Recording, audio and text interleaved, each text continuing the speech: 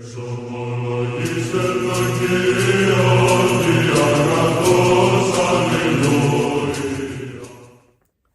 nderuar miq të dashur, vëllezër dhe motra, më Krishtin, ja ku jemi së bashku në takimin tonë të përditshëm koment i shkrimit shenjtë. Jemi në datën 20 qershor dhe Kishën Ortodokse na ofron lexojmë nga Ungjilli sipas Mateu, kapitulli 7, vargu 24 deri në fund, kapitulli 8, vargu 1 deri në vargun 4. Le ta lexojmë këtë pjesë ungjillore dhe ta komentojmë sipas hetërve. Prandaj, ai që dëgjon këto fjalë të mia dhe i vën në praktik, mund të krahasohet për me njëri të zgjuar që ka ndërtuar shtëpinë e tij mbi shkëmbë. Ra shiu, erdhi përmbytja, fryn erat dhe u përplasën mbi atë shtëpi, po ajo nuk u shëmb, sepse ishte themeluar mbi shkëmbë. Përkundrazi, ai dëgjon këto fjalë dhe nuk i vën në praktik, do të krahasohet me njëri budalla që ka ndërtuar shtëpinë e tij mbi rër. Më pas ra shiu erdhi përmbytja, fryn erat dhe u përplasën mbi atë shtëpi, ajo u shëmb dhe rënimi i saj që i madh. Tani kur Jesu i mbaroi këto fjalë, turmat mbetën të habitura nga doktrina e tij, sepse ai mësonte si një që ka autoritet dhe jo si skripët. Tani kur Jesu i zbriti nga mali, turma të mëdha e ndiqnin dhe ai një lebroz erdhi dhe adhuroi duke thënë: "O Zot, po të duash, ti mund më shërosh." Jesu i shtriu dorën e prekull dhe i tha: "Por unë dua, shëro." Dhe në çast u shërua nga lebra e tij. Atëherë Jesu i tha: "Ru se i tregon kujt, por shko e paraqitu tek prifti. Bëj flimin që ka urdhëruar Mojsiu, me qëllim kjo të jetë dëshmi për ta." Pra, kjo është pjesa që lexuam sot si nga kapitulli 7, vargu 24 deri në fund dhe kapitulli 8, vargu 1 deri në vargun 4. Le të fillojmë me kapitullin 7, vargu 24. Prandaj, ai që dëgjon këto fjalë të mia dhe i vën në praktik, mund të krahasohet për me njëri të zgjuar që ka ndërtuar shtëpinë e tij mbi shkëmbë. Çfarë kuptimi kanë këto fjalë të Krishtit? Shënjau Garti thotë se Jesu nuk thotë vetëm ai që dëgjon fjalët e Krishtit, dhe këtu kemi për mësimet e tij që i kemi tek predikimi në mal, por ai që i zbaton ato, pra i vën në praktik. Dëgjimi së vërtet nuk mjafton, por duhet bindja dhe zbatimi, pra besimi dhe vepra. Shën Agustini sheh këtu themelet e jetës së krishterë. Besimi duhet shoqërohet me vepra, siç thotë edhe apostulli Jakovi, besim pa vepra është i vdekur. Shumë njerëz njohin Ungjillin, shkojnë në kish, flasin për fen, madje ndin përmendsh edhe pjesë nga Shkrimi i Shenjtë. Por pyetja e Krishtit është: apo jeton a thjesht po dëgjon? Pra, po jeton sipas porosive të mia, a thjesht je një dëgjues i fjalëve të mia? Njohuria pas zbatim nuk ndërton një jetë të qëndrueshme, flasim një jetë shpirtërore, por edhe në gjitha marrëdhëniet tona shoqërore. Prandaj, Krishti e krahason këtë njeri që dëgjon dhe i zbaton me një njeri të mençur që ndërton shtëpinë e tij mbi shkëmbë. Çfarë është shkëmbi? Shkëmbi është vetë Krishti. E kemi thënë në dhjetën e vjetër, shkëmb quhej Perëndia, Perëndia shkëmbim. Por dhe Krishti e ka ndërtuar kishën mbi shkëmbë, pra mbi veten e tij, mbi pohimin e apostull Petros që ti je Krishti, biri i Perëndisë së gjallë. Kështu që nëse ne ndërtojmë shtëpinë e shpirtit tonë, të jetën tonë mbi shkëmbin, mbi Krishtin, në fjalët dhe zbatimin e porosive të tij, atëherë jeta jonë është e siguruar. Ajo do të qëndrojë deri në fund dhe në përjetësi. Por le të lexojmë vargu më poshtë. Vargu 25 thotë: "Ra shiu, erdhi përmbytja, fryn erat dhe u përplasën mbi atë shtëpi, por ai nuk u shëmb, sepse ishte themeluar mbi shkëmbin." Pra, si të kuptojmë këto fjalë? Shiu, lumeni dhe erat simbolizojnë sprovat, tundimet, persekutimet dhe vuajtjet për hir të besimit. Shënjangu i arti vëre se njeriu i drejt nuk shpëton nga stuit, pra nga gaset, provat, tundimet, mundimet, madje mund të jenë shumë të mëdha dhe se të tjerët, të cilët nuk kanë besim dhe jetë moralshme. Po ndryshimi është se ai nuk rrëzohet prej tyre. Edhe besimtari sot kalon sëmundje, prova, tundime, padrejtësi, vështirësi familjare e shoqërore. Besimi nuk premton mungesë tuish, por fort për qëndruar dhe për të sfiduar ato. Dhe vazhdojmë lexojmë në vargun 26 ku na thuhet: "Përkundrazi, ai që dëgjon këto fjalë nuk i vën në praktik, do të krahasohet me njëri budalla që ka ndërtuar shtëpinë e tij mbi rër." Tashmë na jepet figura e kundërt e njeriu budalla, jo ai që ka mungesë inteligjence, por refuzim për të bindur Perëndisë. Pra bën atë që është e kotë, e gabuar për jetën e tij, ashtu siç vepron një budalla pa mend.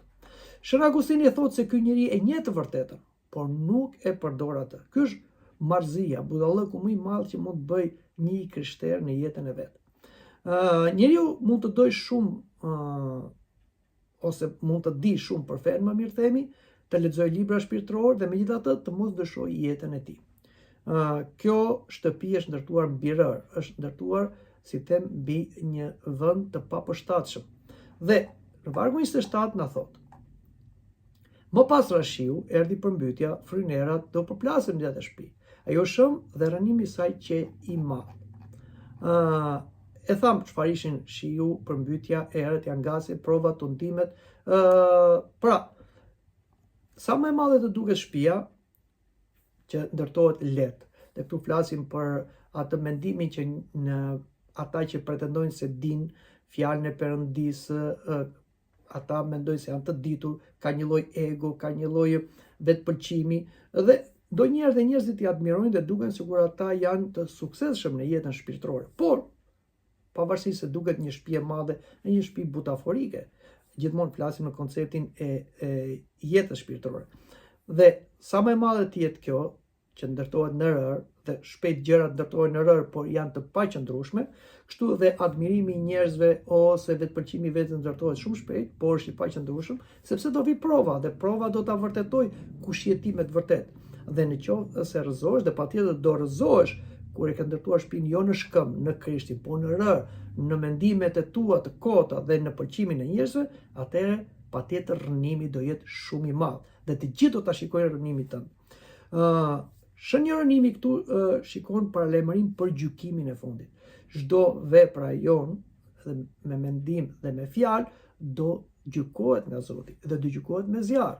Në qoftë se do i qëndroj zjarri të drejtësisë synore, do të lavdërohet, në të kundërt do digjet vepra e tij dhe do turpërohet ai vet. Sot karriera, pasuria, fama ose siguria njerëzore mund të fitohen shumë lehtë dhe duken si themele të forta. Por nëse nuk ato nuk mbështeten tek Perëndia, tek fjalët e Perëndisë, tek veprat e Perëndisë, ata njerëz kanë një rënim shumë të madh dhe gjithë ato që kanë mbledhur, grumbulluar ose nga krijuar për veten e tyre do të shëmben shumë shpejt në sprovën e parë. Ne flasim edhe për vargun 28. Tani kur Jesu i mbaroi këto fjalë, turma mbetën të habitur nga doktrina e tij, sepse ai mësonte si një që ka autoritet dhe jo si skripët. Në këtë varg na tregohet habia e turmave. Populli e kuptoi se po dëgjonte diçka ndryshe nga mësimet e zakonshme të skripëve, të cilët pretendonin se ishin dietarë ose teologët e sotëm. Krishti nuk paraqiste thjesht komente mbi ligjin, ai fliste si burim i ligjit. Ishte ai pra fjala që i dha ligjin Mojsiu, por fjala u bë mish dhe erdhi midis popullit izraelit dhe interpretoi ligjin. Unë gjithë vazhdon të sfidoj dhe të manis shumë njerëz, sepse nuk është thjesht një filozofi morale, por fjalë ynore që kërkon përgjigje personale, kërkon ndryshim. Krishti mësonte me autoritet, dhe këtë na e thot edhe vargu 29, sepse ai mësonte si një që ka autoritet dhe jo si skripët. Pra, çdo thot mësonte si një njeri që ka autoritet. Skripët ishin ndryshe nga Krishti, ata thjesht citonin pjesën e shkrimit e shenjtë dhe interpretonin, por nuk kishin autoritet, pra që ishin ata autorët e ligjit. Kurse Krishti ishte tjetër gjë. Krishti fliste me autoritet se ishte autori i ligjit. Ai kishte dhënë ligjin. Prandaj ai thot, unë po ju them, duke treguar autoritetin e tij hyjnor. Krishti nuk është vetëm një mësues mes të tjerëve, ai është Zoti ose fjala e Perëndisë bërë bie njeriu dhe ai ka të drejtë ta interpretojë shkrimin dhe ai ka të drejtë të kërkojë edhe bindjen në fjalët e tij. Dhe le të flasim për kapitullin 8, vargun e parë. Tani kur Jesu zbriti nga mali, turma e madhe e ndiqnin atë. Pra Krishti zbriti nga mali, edhe këtu ka një kuptim alegorik. Mali simbolizon lartësinë e mësimit hyjnor. Pra atë që themi neve vizionin hyjnor. Por pas mësimit vijnë patjetër veprat. Nuk mjafton vetëm teoria, duhet edhe veprat. Krishti tregon me mrekulli ato që ai mësoi me fjalë. Dhe jeta e krishterë kërkon dy gjëra: dëgjimin e fjalës Perëndisë, teorinë, por dhe veprimet konkrete. Dhe në vargun 2 na tregohet: Dhe ja një lebroz erdhi dhe adhuroi duke thënë: "O Zot, po të duash ti mund të më shërosh." Tani le të flasim për këtë varg, një njeri lebroz që e adhuroi Krishtin, pra ju fal si perëndi. Lebra shpesh shihet si figurë e mëkatit që shëmton shpirtin dhe jo thjesht trupin. Ishte një sëmundje shenjtë sepse mund të shërojë vetëm me fuqinë e Zotit, pavarësisht se sot ka dalë një ilaç për shërimin e lebrës, por ka dhe sëmundje tjera të pashërueshme që sot nuk shërohen. Shën Joan Gojarti admiron besimin e lebrozit. Ai nuk dyshon në fuqinë e Krishtit, por e lë në vullnetin e Krishtit shërimin e tij që ishte një sëmundje e pashërueshme.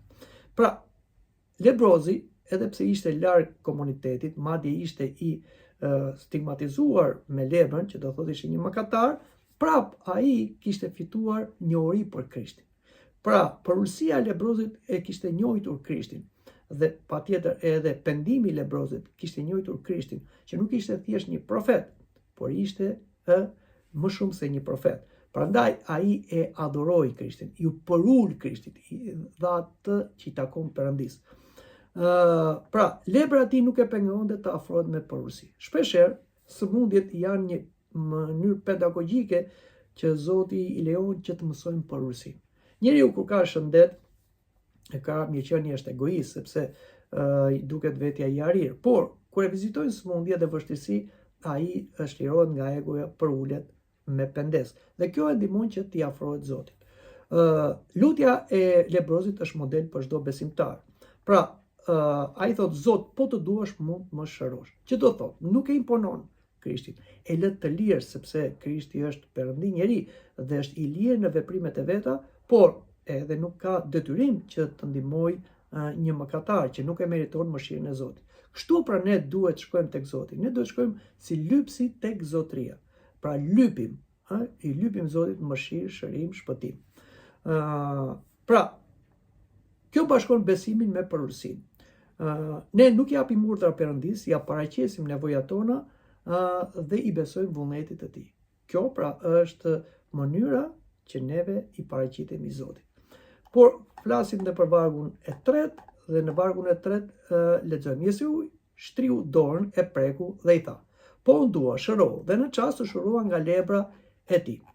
Kur lexojmë këto vargje, ndoshta ne nuk na bëjmë përshtypje, por po të hymë në kohë, sipas ligjit të Mojsiut, prekja e lebrozit bënte një njeri ritualisht të papastër. Pra, ai duhet pasaj të largohej për një farë kohe, të bënte ritin e pastrimit. Krishti e prek për treguar se pastërtia e tij është më e fortë se papastërtia e sëmundjes. Pra, Krishti nuk mund të prekej nga mëkatet, por dhe nga sëmundja që pasojë e mëkatit. Prandaj ai prekte të smurët ose dhe lebrozët, e cila ishte një sëmundje ngjitse. Shën Ilari thotë se jo Krishti bëhet i papastër nga lebrozi, por lebrozi pastrohet nga Krishti. Le të ndalojmë pak këtu të dashur krishterë, sepse ndonjëherë, siç ishte edhe koha e pandemisë, u fut një lloj tundimi sikur kungata hyjnore rrezikonte të përhapte sëmundje. Madje disa kishin vështirë të shkonin të kungoheshin me një lugë sepse mendoi se përhapi sëmundje. U bën dhe disa tentativa që ishin dhe të gabuara për të kunguar me lugë të ndryshme, por të gjitha këto dështuan dhe më në fund triumfoi tradita e kishës që të krishterët kungohen me një potirë dhe me një lugë. Pse? Sepse ne besojmë fort se në atë potirë është trupi dhe gjaku i Krishtit, i cili është pa i trup dhe gjaku i Krishtit që bënte mrekulli. Pra, prekte lebroz dhe shëronte dhe nuk i fektohesh. Prandaj, ne nuk mund të dyshojmë se në potirë është trupi dhe gjaku i Krishtit që mbart sëmundjet tona kur ne kungojmë me i lugë. Por, Krishti është armiku i sëmundjes, i djeg sëmundjet, i djeg virusit. Dhe kështu që sa që ne kungohemi, ajo lugë është e sterilizuar në të shenjtërinë e Krishtit dhe neve kungohemi me trupin dhe me gjakun e Krishtit për ndjesën e mëkateve dhe për shërimin e sëmundjes. Prandaj, asnjëherë mos keni frikë dhe largoni tundimin se kur kungohemi me një lugë nga trupi dhe gjaku i Krishtit ne mund të sëmuremi. Jo. Përkundrazi, ne shërohemi ashtu si u shërua dhe ky lebroz. Krishti nuk ka frikë t'i afrojë plagëve tona shpirtërore dhe trupore. Ai prek ato që të tjerë shpeshherë shmangen nga sëmundje të tilla. Prandaj, edhe kur jemi me sëmundje të tilla, mos kemi frikë të kërkojmë Krishtin, të marrim misteret e kishës, sepse ato janë shërim për çdo sëmundje dhe për sëmundjet infektive, siç paraqitet dhe këtu lebra ose siç ishte edhe Covidi. Por le të flasim për vargun e fundit, vargu i 4. Atëherë Jesu i tha: "Ru se ja tregon kujt, por shko, paraqitu tek prifti, bëj flimin që ka urdhëruar Mojsiu me qëllim që kjo të jetë dëshmi për ta." Pse Krishti i thotë këtij paralitiku, "Ru se i thua të tjerëve çfarë bëra me ty"? E para, Jesu i tregon porosi dhe shmang lavdin toksore. Krishti nuk ishte ardhur të bënte spektakël në botë, të ishte turma me si të veprime mbi natyrore. Nuk ishte ky qëllimi. Krishti donte ndryshimin e njeriut dhe shpëtimin e njeriut. Ai respekton ligjin e Mojsiut. Ligji i Mojsiut urdhëronte që kur dikush shërohej nga lepra, duhet shkonte tek prifti të bëjë ekzaminimi, riti i pastrimit, një therroret e Perëndimit, pastaj hyje brenda komunitetit. Pra, Krishti erdhi të përmbush ligjin. Por prifti do të bëhet dëshmitar zyrtar i mrekullisë. Çfarë? Prifti kishte të drejtë, sipas ligjit, që të konstatonte leprën dhe të përjashtonte një njeri nga familja dhe nga komuniteti, por prifti kishte po të drejtën të shikonte shenjat e shërimit dhe të afronte një njeri në komunitet. Prifti, duke parë këtë lebroz të shëruar nga Krishti, do të ishte ai që do dëshmonte tek priftërinjtë e tjerë, por dhe skripët dhe farisejt, se Jesu nuk është një profet e ndacak ose një, siç i thonë ata, një i mashtruar, por është vërtet një i dërguar i Perëndisë. Dhe aq më tepër, ai ishte biri dhe fjala e Perëndisë bërë njeriu, Mesia ose Krishti. Prandaj, kur marrim një dhuratë nga Perëndia, nuk duhet menjëherë të kërkojmë lavdim personale, pra të mburremi. Shiko, t'i ngjajmë Krishtit me porosi, t'i ngjajmë shenjtorëve, të cilët kishin ai dhurata nga Zoti, bënë aq mrekulli në emër të Zotit dhe prap përuleshin. Dhe minjorat e bindja janë më të rëndësishme se respektimi i përvojës sonë. Pra, kur urdhërohemi që këtë fjalë nuk duhet ta themi ose nuk duhet ta bëjmë këtë veprim, urdhërohemi nga Zoti ose nëpërmjet kishës, nuk duhet ta bëjmë. Tu bëhet fjalë për gjëra që nuk bien ndesh me fjalët e Zotit dhe me doktrinën e kishës. Kuptohet? Pra, ne bindemi, sepse ndonjëherë bindja është më e rëndësishme se therroria. Dhe mesazhi kryesor i këtij pasazhi është që njeriu i mençur që ndërton mbi shkëm shtëpinë është ai që do rrezikojë të gjithë sfidave dhe aq më tepër ashtu si lebrozi që ka një sëmundje të pashurueshme, por për ulet dhe i bindet Krishtit, ai patjetër që do marrë shërim të shpirtit dhe të trupit. Këtë pra duhet kemi parasysh të gjithë neve kur lexojmë këtë pasazh dhe duhet dimë se këto fjalë na drejtojnë neve dhe neve patjetër që duhet t'i bëjmë realitet në jetën tonë, duke i ngjajtur njeriu të mençur, që të ndërtojmë jetën tonë shpirtërore mbi porositë e Krishtit, por t'i ngjajmë edhe lebrozit të përulur që kërkoi takim dhe mëshirën e Krishtit dhe Krishti e preku dhe e shëroi atë. Mendoj që këtu ta mbyllim edhe bisedën për sot, por takuar në takimin e ardhshëm. Deri atëherë, mirupafshim.